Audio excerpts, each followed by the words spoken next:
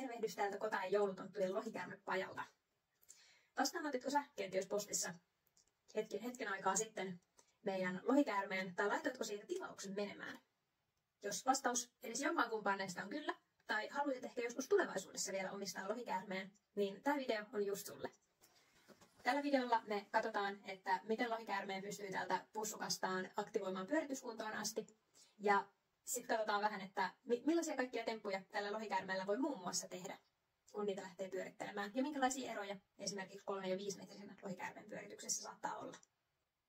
Mutta sen pidemmittä puheitta, niin lähdetään tuonne ulos ihmettelemään ja katsoo, että mitä kaikkea me keksitään.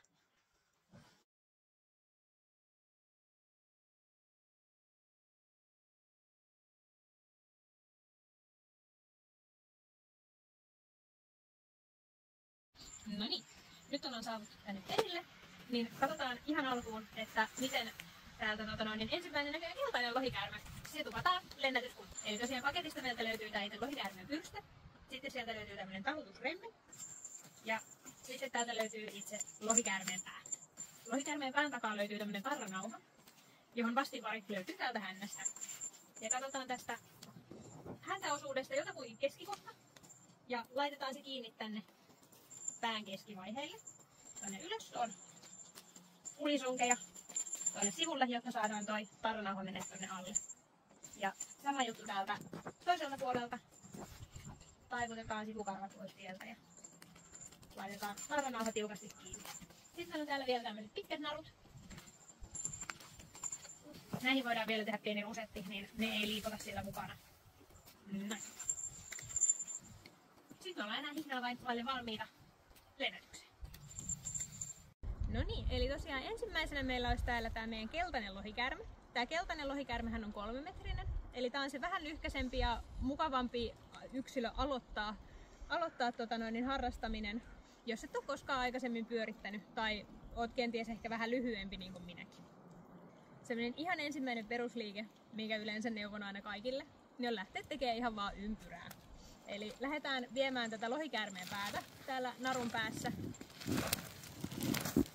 Ja niin iso ympyrää, kuin mitä vaan kropasta lähtee.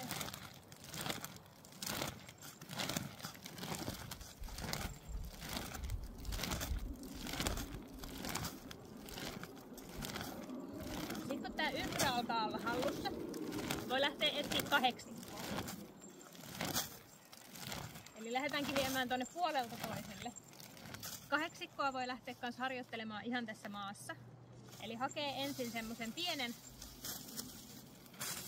8 mallisen kuvion tohon maahan. Se ei haittaa, vaikka se häntä laahaa siellä vähän perässä. Mut sit kun se on siellä löytynyt, sitä voi lähteä pikkuhiljaa nostaa ylöspäin sieltä.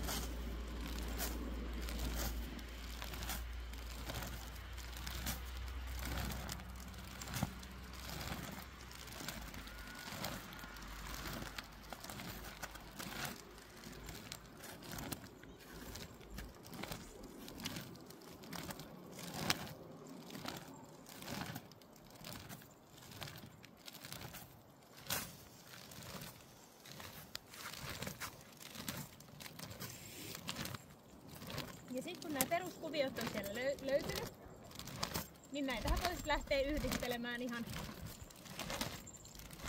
miten päin vaan. Eli esimerkiksi ottamalla täyden ympyrän toiselle puolelle, sitten tuomalla 1 kasilenkin ja taas koko ympyrä toiselle puolelle. Näillä 3- ja 5-metrisillä lohikäärmeillä onnistuu myös vielä se, että voit lähteä viemään myös ihan semmoista täyttä lassoa tuolta pään ympäri. Eli jäät itse tänne tavallaan lohikäärmeen sisäpuolelle. Tässäkin voi vähän kulmaa aina muuttaa, että mistä sieltä se lohikäärme tulee. Mutta perusajatus on, että se lohikäärme pyörii sun ympärillä. Katsotaan vielä, miten nämä samat temput toimii tuolla meidän 5-metrisellä lohikäärmeellä, joka on siis 2 metriä tätä keltaista pidempi. Ja tosiaan sitten samat temput tällä meidän punaisella 5-metrisellä yksilöllä. Eli lähdetään ihan alkuun viemään ympyrää. Se on tällä vähän haastavampi.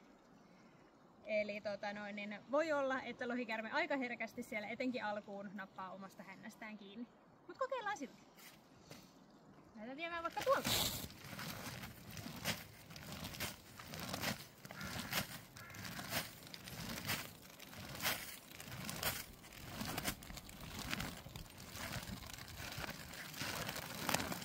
Sitten sieltä löytyy lassu, joka käytiin tuossa ihan lopussa. Ja sitten meillä on tosiaan ne 8. Jos tuntuu, että ympyrässä loppuu ympyrän kehä kesken ja lohikäärme koko ajan haukkaa itsestään kiinni, niin 8 on siinä kohtaa todella hyvä. Siinä saa pidemmän lentoradan sille lohikäärmeelle ja se pyörittäminen helpottuu sen kautta.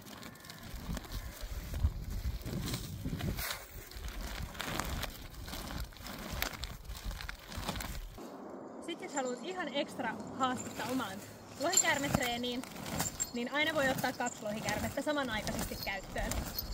Eli tässä meillä on nyt pyörityksessä 2 3-metristä lohikäärmettä, eli tässä on tää keltainen, teille jo tuttu lohikäärme, ja sininen, vähän iäkkäämpi yksilö. Eli mitä näiden kanssa voi tehdä, niin näitä voi pyöritellä totta kai samansuuntaisesti yhtä aikaa tuolla ympyrän kehällä. Tai sitten voi tehdä tuulimyllynä. Se voi ainakin lähteä viemään ihan puolelta toiselle.